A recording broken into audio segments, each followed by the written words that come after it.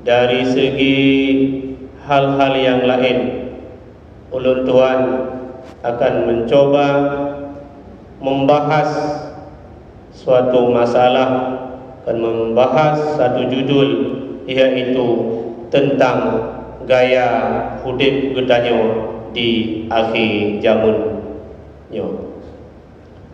Hadirin yang dirahmati oleh Allah Subhanahu wa taala.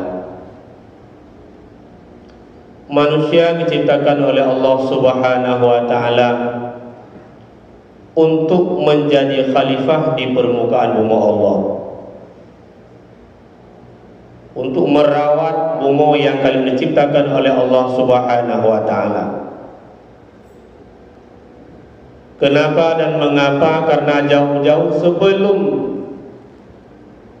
manusia dijadikan sebagai khalifah Allah Subhanahu wa taala, kalian pernah ditawarkan kepada para makhluk-makhluk Allah yang lain selain manusia, yang sehingga pilihan yang tepat jatuh pada manusia diawali daripada Nabiullah Adam alaihi salam, yang sehingga pada saatnya makhluk lain yang bernama malaikat pun ikut memberikan kritikan dan masukan supaya tidak yang bernama manusia untuk menjadi khalifah di permukaan bumi.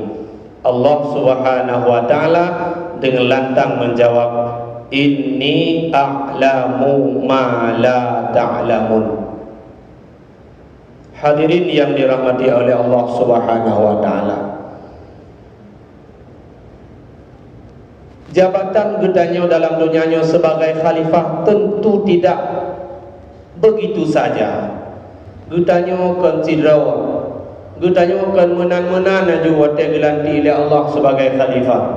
Tentu Allah Subhanahu wa taala gebi kepada gedanyo pendamping, gebi kepada gedanyo bantuan dan panduan supaya gedanyo mampu menuntun alam semestanya sesuai dengan yang diciptakan oleh Allah Subhanahu wa taala,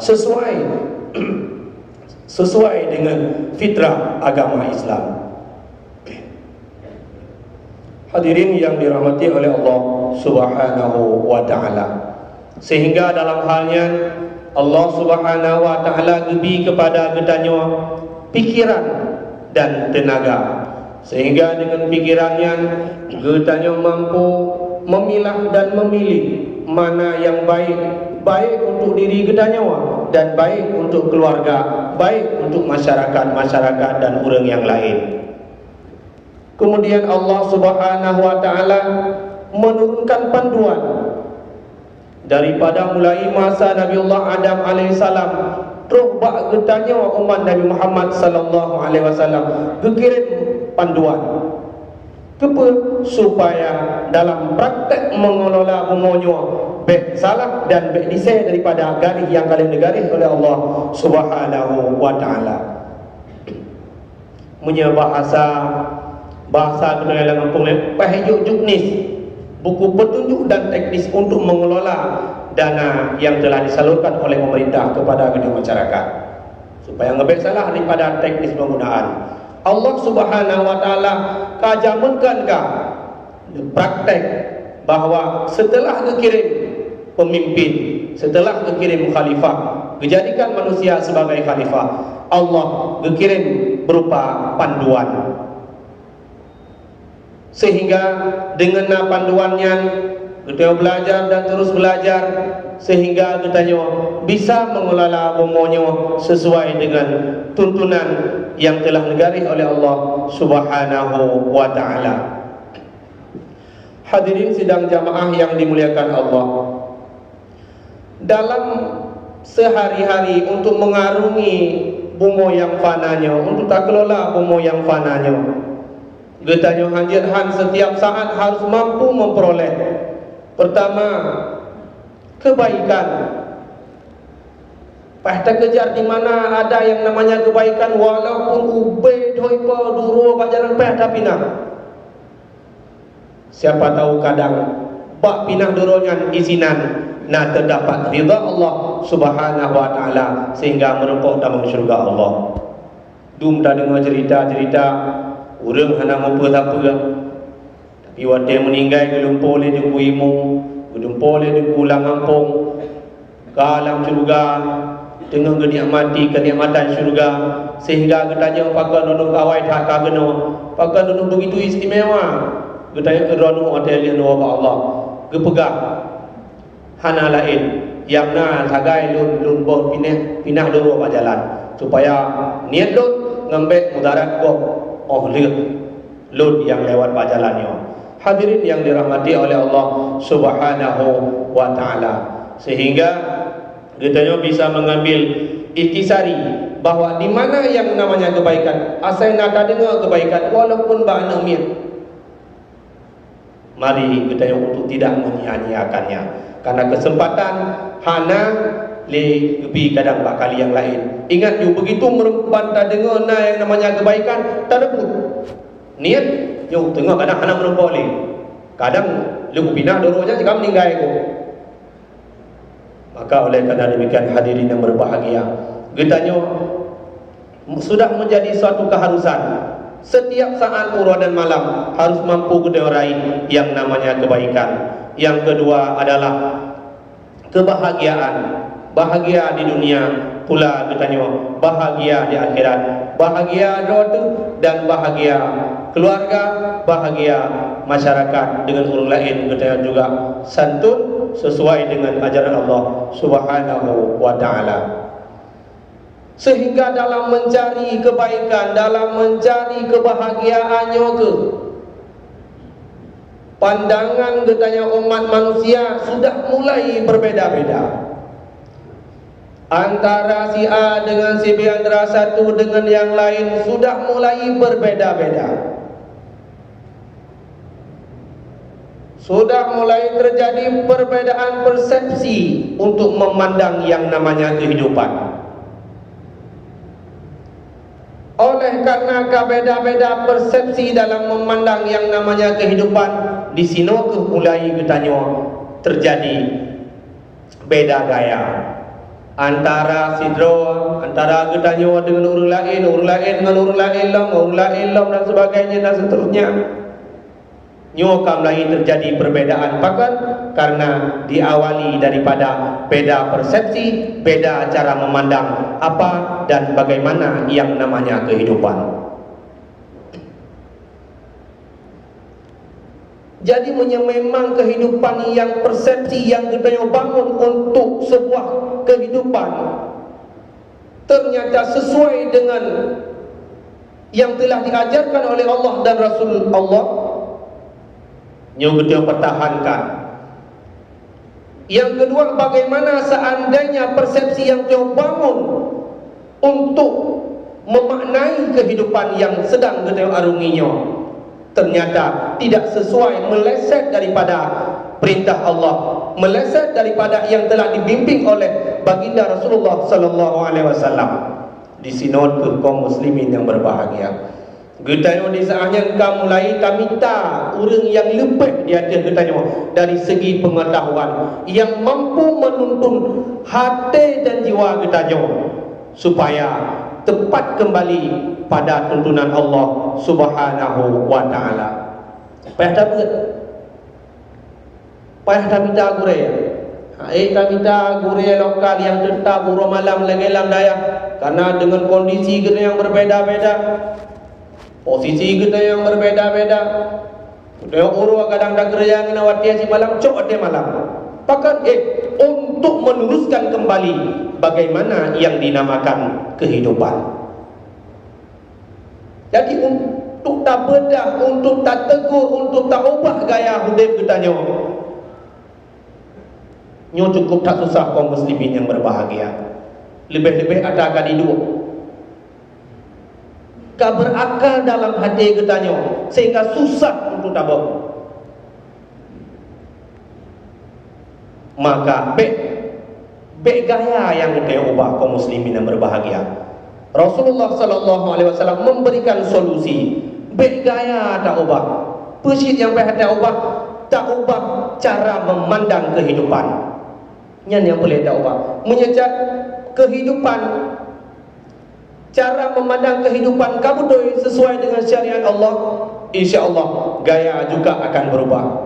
Sebagai bukti kaum muslimin yang berbahagia, tahu urang sogoh long gejak berat. Yang kadang-kadang na yang payah dakun masya-Allah.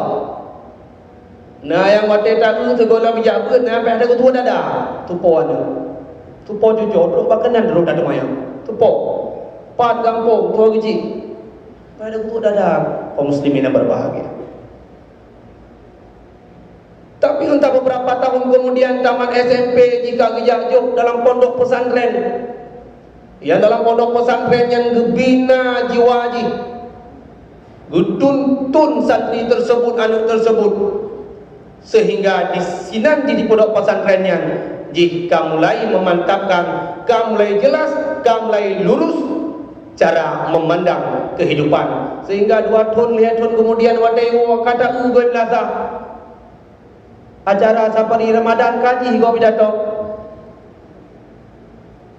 Pada orangnya 2 tahun yang kau likut. Guci 2 apa dia pidato pak ji hai demo dengar. Itu urun ceramah. Maka oleh karenanya kaum muslimin yang berbahagia, yang perlu diubah bukan gaya, karena itu adalah hal yang sukar. Yang namun yang perlu kita ubah adalah bagaimana cara memandang kehidupan. Nah kadang-kadang beta bergaji kaum muslimin yang berbahagia, cara memandang hari Jumaat mandang. Nah yang memandang hari Jumaat yang biangkah hadir pada orang yang berbahagianya bolon-bolon beda-beda. Dia orang yang memandang hari Jumaat yang hari yang paling istimewa di sisi Allah dalam seminggu. Pahawai kerja tu masjid. Nah yang lahir banyak macam tu. Dana yang jak sampai truk li kamat, na yang li kamat baru truk. Bahkan kena beda masing dengan masing yang lain cara memandang apa sih hari Jumat itu. Maka kaum muslimin yang berbahagia, anak guna untuk nada urang untuk dengan maksiat ke Allah. Tak gebrak kena naju dajak dan kau maju nama bisa-bisa kadang impas satu bertanya ancaman dan sebagainya. Tapi marilah kita mencontoh baginda Rasulullah sallallahu alaihi wasallam. Kan gaya yang berubah tapi tuntut umat pada masanya. Dari telinga ke telinga, dari pinyung ke pinyung, gesah-gesah tentang ketauhidan, tentang moral dan etika, tentang bagaimana cara berakhlakul karimah antara ketanya dengan orang yang lain dalam bermasyarakat. Sehingga Rasulullah sallallahu alaihi wasallam dijuluki sebagai makhluk Allah yang paling sukses di permukaan bumi. Bukan hanya Arab, dakwah hebat di Arab, yang namun isi dakwahnya katruk pelosok-pelosok, truk bak kedai Papua katruk kaum muslimin yang berbahagia. Bahkan karena sesuai lagi yang kalian diajarkan oleh Allah Subhanahu wa taala. Bukan gaya yang diubah, ubah gaya gilawan orang Arabnya. Puji ubah cara memandang kehidupan kepada mudiknya. Pada mudiknya untuk senang-senang mandang, foya-foya mandang, dum tantai-tantai mutiklak-tiklak pa orang ubi. Mutiklak-tiklak pa papat na yang kena dengan poh jaga. Na poh jaga kaji loro poh jaga. Kaji loro awak. Nyana apa-apa pakan kado kaji loro. Nah balai dah ahli mandang kata, mandang rekut tidak ahli balai. Pakan di mana maya? Kah dajur mai udaya. Taminah tengok apa? Barikut ahli apa? Bahjit loro ba ahli pesantren. Hadirin sidang jamaah Jumat yang dimuliakan oleh Allah Subhanahu wa taala. Maka hal yang lagi rupa harus kita mulai dari diri kita ni komponen. Diri kita ni oleh ubah cara memandang dunia. Penting hal di dalam dunia. Dan apa status dunia ini?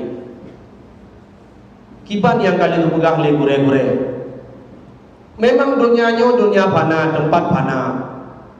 Dunianya adalah akan fana.